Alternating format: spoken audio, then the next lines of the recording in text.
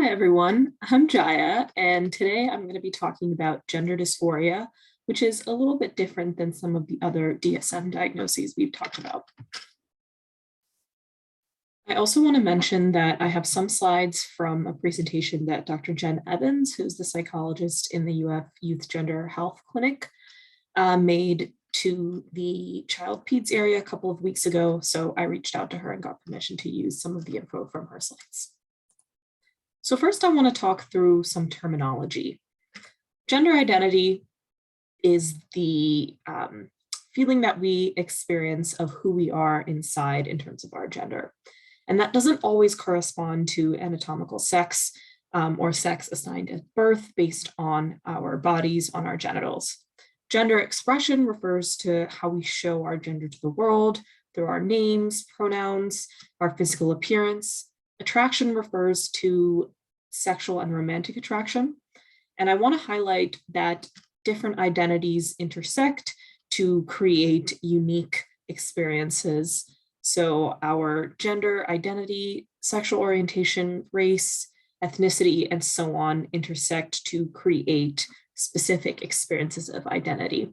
And finally, the term gender incongruence, which refers to a mismatch between one's anatomical or assigned at birth sex and their gender identity or expression. This is a slide from Dr. Evans, and it's the umbrella model of transgender terminology. So the term transgender in this model is an all-encompassing term for people who experience gender incongruence. But there are all these other terms that can also be used to refer to people who experience this kind of incongruence, some of which are used in the literature and in the DSM, and some are not. So now I'm going to play a clip from this True Trans docuseries, which is about musician Laura Grace, who is a transgender woman talking about her experience of gender dysphoria.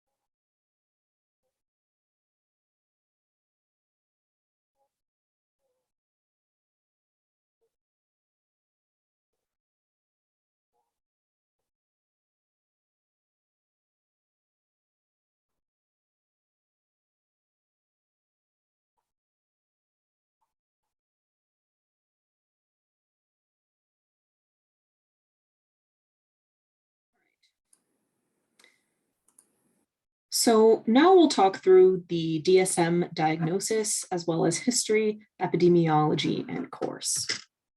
So historically, in the 1880s all the way through the 1990s, American society at large and medicine, psychology, pathologized people who experienced this gender incongruence, this misalignment, or people who had gender identities and expressions that didn't match the societal norms. I do want to note that across cultures, there are gender expressions, gender variances that fall outside the male-female binary in Western society, and we'll talk more about that when we talk about cross-cultural considerations. The term transsexualism first appeared in the DSM-3 in 1980, and that terminology evolved from transsexualism to gender identity disorder until gender dysphoria in the DSM-5, which is in its own section. It's not combined with any other disorders. And I also want to note the ICD-11 uses the term gender incongruence, and it does not group that with any other mental disorders. It's instead grouped with conditions related to sex and gender health. The DSM definition of gender dysphoria, or GD, as I'll abbreviate, in children is the marked incongruence between one's experienced/expressed gender and assigned gender that lasts for at least 6 months and is manifested by at least 6 of the following.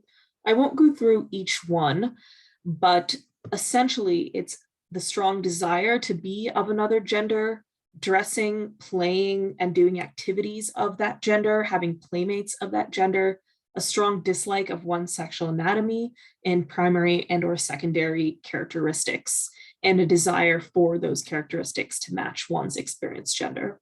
Primary sex characteristics refer to one's body parts, organs, genitalia, and secondary sex refers to characteristics one gains after puberty. And the second criterion B, is that the condition is associated with clinically significant distress or impairment across areas. GD in adolescents and adults is again that marked incongruence, but is manifested by at least 2 of the following. So fewer manifestations are necessary. So what I want to highlight is a strong desire to be treated as another gender and a strong conviction that one has the typical feelings and reactions of the other gender. And again, the clinically significant distress or impairment criterion. And you'll see that the adolescent adult GD diagnosis requires fewer manifestations and is more about cognitive and affective experiences of gender, whereas in children, it's more about observable behavior that indicates gender. And the specifiers are with the disorder of sex development. So for example, this congenital androgenital disorder, which is a group of rare genetic disorders that affect the enzymes for sexual development, as well as a post-transition specifier. The post-transition specifier is interesting because it refers to someone who has transitioned to living in their desired gender and who has undergone or is preparing to undergo medical transition.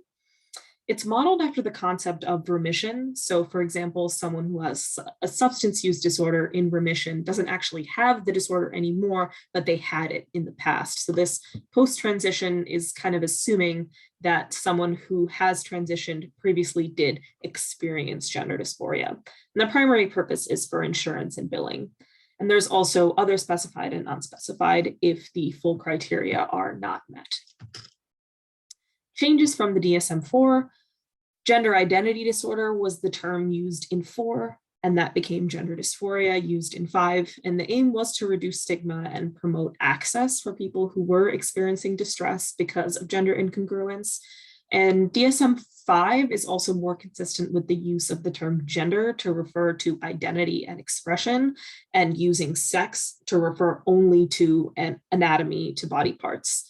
And gender dysphoria was also placed in its own section in DSM-5. So this one is important. The WPATH, which is the World Professional Association for Transgender Health, defines gender dysphoria as discomfort or distress that is caused by a discrepancy between a person's identity and that person's sex assigned at birth. And this definition of gender dysphoria refers to any sort of discomfort or distress. It doesn't have to meet that clinically significant impairment criteria that the DSM has. So one distinction that could be useful is referring to capital G, capital D gender dysphoria as the DSM criteria, and lowercase g, lowercase d gender dysphoria as referring to the WPATH definition. For differential diagnoses, there are 3 in the DSM to pay attention to. One is body dysmorphic disorder, which is classified with obsessive compulsive and related disorders and is about perceived flaws or defects in a specific body part and a desire to alter that body part. And it's not related necessarily to one's identity, to one's gender identity or expression. Schizophrenia or other psychotic disorders, delusions of belonging to another gender are rare, and psychotic symptoms are not a GD criteria. So someone could experience comorbid schizophrenia and gender dysphoria, but one is not a substitute for the other. And finally, transvestic disorders, which is in the paraphilic or sexual disorders section and is reported in heterosexual or bisexual men who experience sexual arousal from cross-dressing or related fantasies, and that in turn causes distress and impairment. However, the person's own gender identity or expression is not implicated. I also want to highlight that nonconformity to gender roles does not equal gender dysphoria, and only some people who experience gender incongruence experience gender dysphoria. So the clinical diagnosis should be reserved only for individuals who meet that distress and impairment criteria. Some people also may have a desire for hormonal or surgical alteration of their body for aesthetic reasons or for psychological effects of hormones on their bodies and their mental states, but their gender identity is not implicated. And one useful primer on gender dysphoria for adult psychiatrists stated that few conditions can be mistaken for gender dysphoria. So this is a condition that a differential diagnosis is not too challenging to rule out. Comorbidities. So children and adolescents with gender dysphoria can experience anxiety, behavioral problems, or depressive disorders. And also, interestingly, children with ASD are 4 times more likely to be diagnosed with gender dysphoria. So there is an overrepresentation of gender dysphoria in the ASD population. Adults can experience anxiety and depressive disorders, and depression is much higher in transgender adults compared to the general population in the US. In general, transgender people are at higher risk for eating disorders, non-suicidal self-injury, suicidal ideation and attempts, substance use disorders, and trauma. And I want to emphasize that it is not the transness or the transgender identity, but rather transphobia from one society that causes mental health problems. So the trauma that transgender people can experience at school, at work, in housing, in healthcare, in policing are what puts them at higher risk for these conditions. Epidemiology is quite unclear, but the prevalence of transgender identity in self-reports across the lifespan range between 0.5 and 1.3%. But the prevalence of gender dysphoria, and remember, again, not all transgender people or people who experience gender incongruence will experience gender dysphoria. The prevalence of gender dysphoria is very unclear. So we have these huge ranges from gender clinic reports, and then we have these ranges from the DSM. But again, there are some things we need to keep in mind. That clinic reports might assume pathology in people who experience incongruence, but not necessarily abnormal distress due to that incongruence.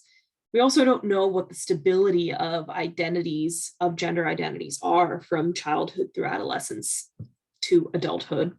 And finally, greater social acceptance, depathologizing, and improved care could increase prevalence rates without actually increasing the number of people experiencing gender incongruence, but rather the people who feel safe to report it. Stepping back for a second, gender development has both biological and psychosocial components. And biologically, there are sex biasing factors that affect the body and brain in utero. And many of the biological studies on gender development are with people who have intersex conditions. And psychosocially, developmental research has a wealth of info on how gender affects development, parenting, schooling, and so on. But there is a lack of longitudinal data on how gender identity develops from childhood all the way through adulthood. And this is for both cisgender and transgender populations. Development of GD. Early onset refers to dysphoria beginning in childhood or early adolescence, prior to puberty, that continues into adolescence or adulthood, but the persistence is unclear, and persistence of dysphoria with treatment or without treatment. And there's also late onset, which starts or is reported during puberty or later in life. I highlighted the or is reported part of late onset because it's very possible that people who report GD as adults actually experienced it much earlier in life, but were not able to report it. And onset may relate to sexual or romantic attraction later in life. So transition and related treatment.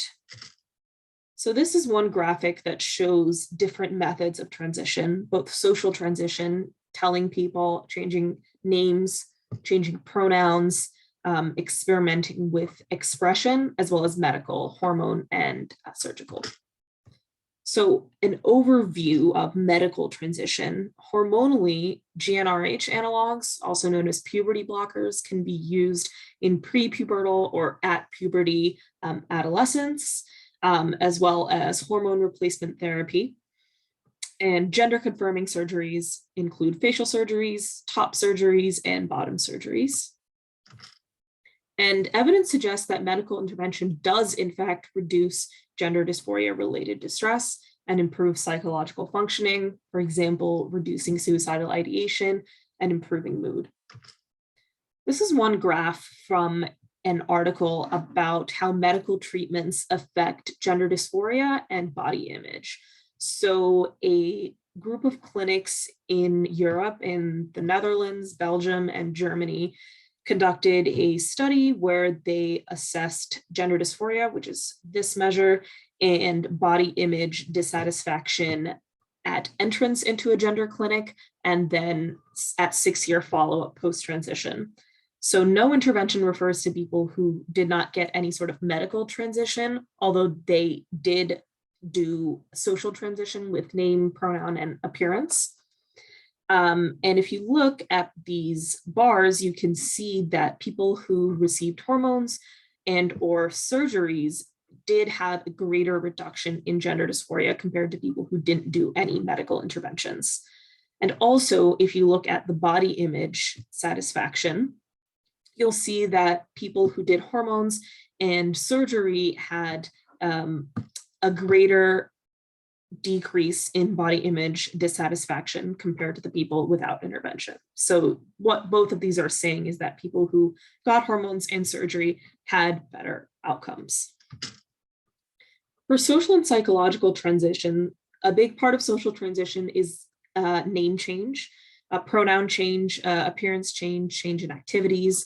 This FloridaNameChange.org is one very useful website that outlines the process for Florida.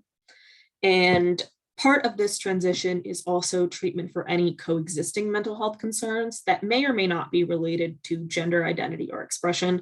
They could be related to stigma experience, but not necessarily the identity or expression itself. And psychotherapy is not necessarily a component of transition. So you may be wondering, so then what is the role of a psychologist? And one big role is referrals for medical interventions. This is a useful table that lists the different things that a psychologist, or it says psychiatrist, but psychologist or any mental health professional could do. So assessing and diagnosing gender concerns, assessing and diagnosing any comorbid psychopathology, assessing eligibility for medical transition and providing that referral, and then ensuring continuity of mental health care throughout transition and beyond. So the role of the psychologist when they're doing the pre-medical intervention assessment, you're assessing for persistent gender dysphoria, but based on the W-path concept. So any level of discomfort or distress, there actually isn't any requirement of a DSM, gender dysphoria diagnosis, for medical intervention. Assessment for the ability of the patient to give informed consent for medical intervention, and relative mental health stability. And then all of that information goes into referral letters for insurance, for endocrinologists, and for surgeons. This is another useful chart that outlines what the role of the mental health professional is. So the psychologist would be conducting the primary assessment at the beginning of a person's entrance into care, and then be providing continued psychological support throughout. And these are two resource pages at UF. This transgender health resources, if you just look up UF transgender health, you'll see a list of providers in primary care and endocrinology, surgery, reproductive care, and mental health for transgender adults. And then the youth gender program, which is within the division of pediatric endocrinology. So some controversies. Is GD in the DSM a valid diagnosis? As of now, it seems that the primary purpose of it is to gatekeep transition-related medical care. And there's also no severity or impairment specifications in the criteria. In one narrative review of the use of GD in the literature, the distress impairment criteria is inconsistently used. So one question that people have posed, both psychologists and psychiatrists, as well as legal scholars, is should the WPATH concept of any level of distress or discomfort replace the DSM definition? Because as I was saying, there is no DSM diagnosis that is needed for access to transition-related medical care. The WPATH standards of care doesn't specify that the DSM diagnosis specifically needs to be in referrals for medical transition care. So now we'll talk through some cross-cultural considerations, case examples, and overall key takeaways. So cross-culturally, it's important to consider that a gender minority could be in and of itself a culture. And people who are gender minorities experience external and internal stressors, external discrimination, internalized transphobia, for example, and dysphoria is an internal stressor, which makes sense. There are also gender identities and expressions that do fall outside of the male-female binary that we have in Western culture. So for example, the two-spirit identity in some indigenous cultures in the Americas, and the Hijra identity in India. And there is cultural variation in how people view the relationship between anatomical sex and gender, as well as how gender manifests psychologically and socially, and what kind of gender variance can exist and what is a deviation from those norms. So it's definitely important to understand what a family believes about their gender, the gender development in their culture relative to the dominant culture. So one case example of a minoritized family is Michael, a 6-year-old natal male with clear identification and behavior as female. Michael was referred by school, and this is in an Australian setting, for a drop in academic performance and being bullied over female behaviors. And Michael's parents are immigrants from Thailand and are Buddhist, and reported gender transition as a positive thing and endorsed a third gender as an identity that exists in their family. So therapy then focused on helping the family understand that the dominant culture doesn't view gender development in the same way that their family does, without trying to change the family's views or challenge or in any way paint the family's views as wrong, as well as supporting Michael in exploring gender identity and how that gender identity could manifest in home setting and in the school setting. One more case example is JD, who's a 39-year-old natal male, married to a cisgender woman, and went to a primary care physician to request estrogen. JD has a history of depression and reports feeling more like a girl since a young age, and has been taking estrogen pills bought over the internet. So the primary care physician in this case provided education on the risks of taking non-prescribed hormones, because hormones influence a variety of functions that are not related to sexual functioning in bodies. It is dangerous to be taking non-prescribed hormones. And the PCP also referred JD to a therapist to talk more about the gender dysphoria concerns and make treatment plans for social and medical transition.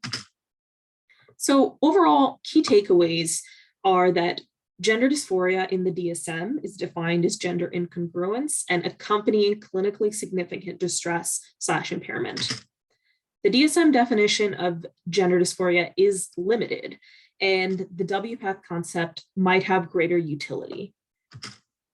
The psychologist's role are to assess for any concerns related to gender and assess for any comorbid psychopathology that may or may not be related to gender, make referrals for medical transition, and to provide continued care as needed throughout transition. And finally, it's important to consider a patient's view of gender development, variance, and what they believe is normal and what is not.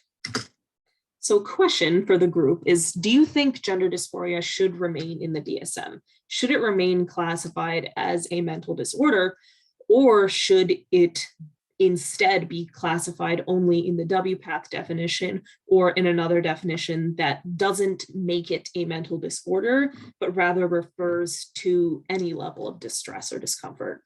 And any thoughts or questions are welcome in the comments, and I would love to get some and respond to them. These are finally some references, and thank you.